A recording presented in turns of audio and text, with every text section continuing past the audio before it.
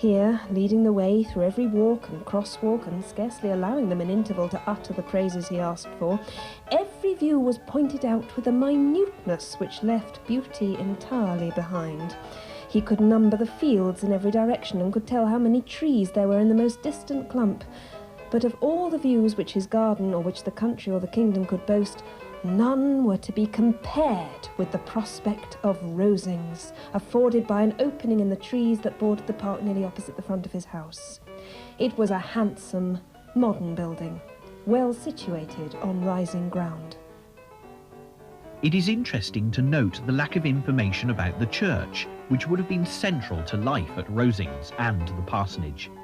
This is perhaps because, as the daughter and granddaughter of clergymen, the role of the church was taken for granted. As for childhood itself, Jane seems to have been the most comfortable and happy when she was with her beloved Cassandra. Others seem to have found her rather awkward. One cousin, Philadelphia Walter, said of her, "Not at all pretty and very prim, unlike a girl of 12. This was undoubtedly due to shyness, and when we consider the arrival of Fanny Price at Mansfield Park, Jane Austen describes the shyness and agonizing loneliness of a child which only someone who had experienced these feelings can do. The little visitor, meanwhile, was as unhappy as possible, afraid of everybody, ashamed of herself, and longing for the home she had left. She knew not how to look up, and could scarcely speak to be heard, or without crying. Some of her other views on childhood are based on her experiences of being an aunt rather than a child. She disapproved of unruly, spoilt children, but she still found humour in their bad behaviour. This description of Edward Knight's son George shows how I shall think with tenderness and delight of his beautiful and smiling countenance and interesting manners, till a few years have turned him into an ungovernable, ungracious fellow. Is it George she has based the young Lucas child on in Pride and Prejudice? The argument between Mrs. Bennet and the young Lucas is very funny, and has to have been written by someone with a first-hand knowledge of precocious children. "If I were as rich as Mr. Darcy," cried a young Lucas who came with his sisters, "I should not care how proud I was. I would keep a pack of foxhounds and drink a bottle of wine every day." "Then you would drink a great deal more than you ought," said Mrs. Bennet, "and if I were to see you at it, I should take away your bottle directly." The boy protested that she should not. She continued that she would, and the argument ended only with the visit. This argument could have been written yesterday. Its humour has lost nothing with the passage of time. To return now to Jane Austen's story. She had finished at school and returned to Steventon with her family. From the age of 11, Jane began to write. At the age of 16, she wrote A History of England from the reign of Henry IV to the death of Charles I by a partial, prejudiced and ignorant historian. Her sense of humour had certainly developed, as had her intelligence. It's been suggested that Jane began a novel called Lady Susan as early as 1794. Eleanor and Marianne, later to become Sense and Sensibility, was also drafted at this early stage as a novel of letters in the style of Samuel Richardson, one of Jane's favourite authors. In 1796 she wrote First Impressions, which would later become Pride and Prejudice. Her father obviously approved of her work and submitted First Impressions to a London publishing house, but it was promptly turned down. In 1798, Jane completed Sense and Sensibility. She then drafted Northanger Abbey, although at this time titled Susan. When this was completed in 1803, it was sold for £10 to Crosby & Co., London. The publisher apparently locked the purchase in a drawer, taking matters no further. When inquiries were made, the publisher offered to sell it back for the purchase price. This is why the first novel that Jane sold did not appear until after her death.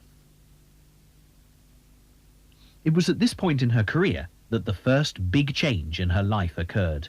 The Reverend George Austen retired at the age of 70, James, his eldest son, took over as rector of Steventon, and the rest of the family moved to Bath in 1801. Jane was 25 years old. We know from Cassandra that when Jane was told of the planned move to Bath, she fainted. This is important, as this lack of ability to cope with stress may be relevant when we explore the onset of Addison's disease later in the story. From all accounts, Jane Austen was a very healthy, sensible young woman, not prone to fainting. Apparently, Jane soon recovered, and the family settled at 4 Sydney Place, Bath. Maybe it was the upheaval of the move and the subsequent death of George Austen that caused a halt in Jane's writing career for the time she lived in Bath. Or maybe it was the disappointment over the fate of Northanger Abbey. However, she did attempt a novel called The Watsons, but it was left unfinished. Northanger Abbey was written before she lived in Bath, so it would have been based upon visits made while living at Steventon. In her letters, she expressed her own opinions about Bath, and she obviously stored up information and experiences from her time there, which she treats us to in later novels. We can therefore put together a pretty accurate picture of Bath in Jane Austen's day. Bath was certainly one of the fashionable places to be in 1801.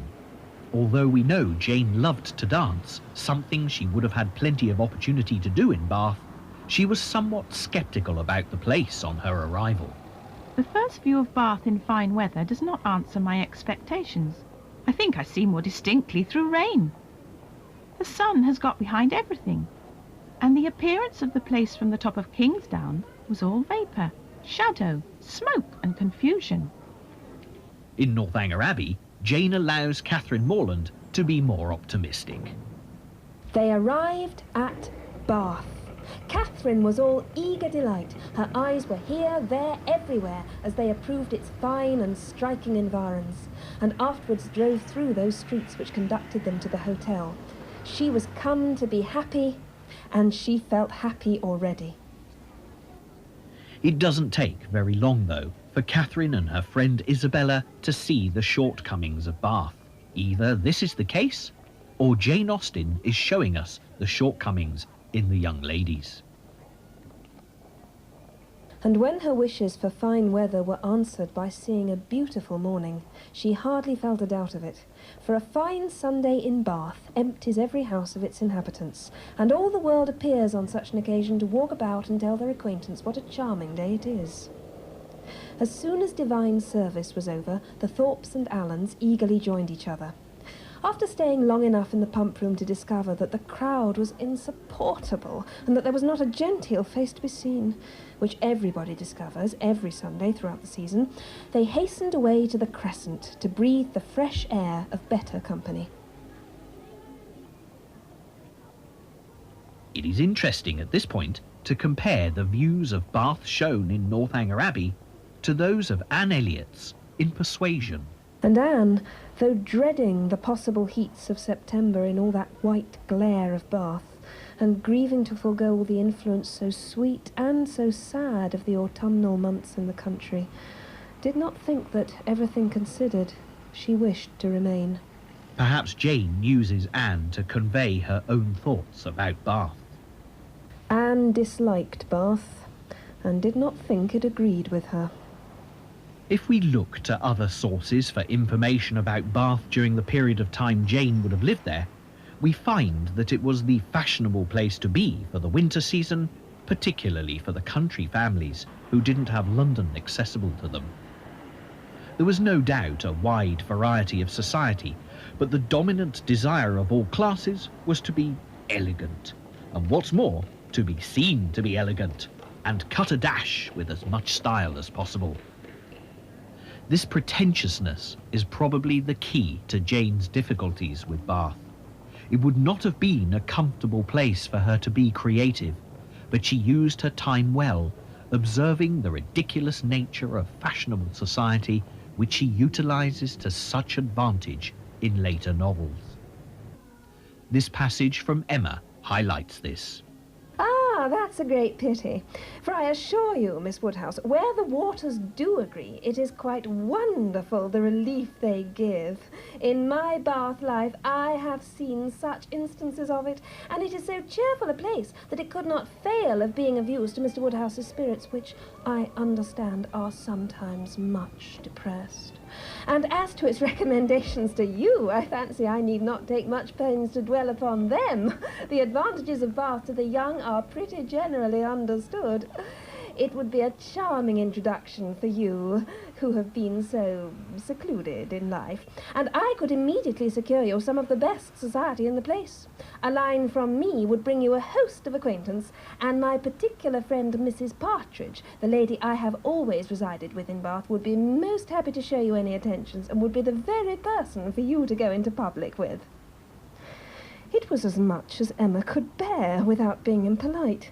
The idea of her being indebted to Mrs. Elton for what was called an introduction of her going into public under the auspices of a friend of Mrs. Elton's, probably some vulgar, dashing widow who, with the help of a boarder, just made a shift to live. The dignity of Miss Woodhouse of Hartfield was sunk indeed. The Reverend George Austen died peacefully, but quite suddenly, at the age of 73 in 1805. He is buried in Walcot Church, where he had married Cassandra Lee some 40 years earlier. Jane, her mother, and Cassandra moved into lodgings at 25 Gay Street. It was not a particularly happy time for Jane. The death of her father would have caused great sadness, and when they moved from Bath to Southampton, Jane commented with what happy feelings of escape she finally left Bath. A great deal of information has been left to us in the letters exchanged between Jane and Cassandra. One constant source of curiosity for us are the letters which have been destroyed by Cassandra. Cassandra considered these letters too intimate for anyone else to see. One of the most interesting facts about Jane's time in Bath is the lack of letters written from 4 Sydney Place. It is not until January 1805 that a letter exists from Jane to her brother Frank, telling him of their father's death. Jane must have written letters. We can only assume they were of too intimate a nature, and that Cassandra destroyed them. After leaving Bath, the ladies returned to Hampshire. Firstly to Southampton, where they lived until 1809. The house they lived in has been demolished. It was in Castle Square. Then came the most important move for Jane's literary career. Edward Knight, the brother who had been adopted by Thomas Knight, his father's wealthy cousin, put Chawton Cottage at their disposal. Edward owned Chawton Manor, with Chawton Cottage being a small house on the estate. At Chawton, Jane returned to her writing, revising Sense and Sensibility and Pride and Prejudice ready for publication, and started work on Mansfield Park. So here is Chawton Cottage. This home was a happy place for Jane, and because of this she revised and reworked her existing manuscripts and was inspired to begin the work on Mansfield Park, Emma and Persuasion.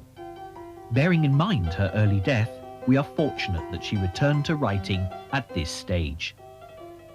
The house is now a museum, so we are able to see exactly how Jane and her family would have lived.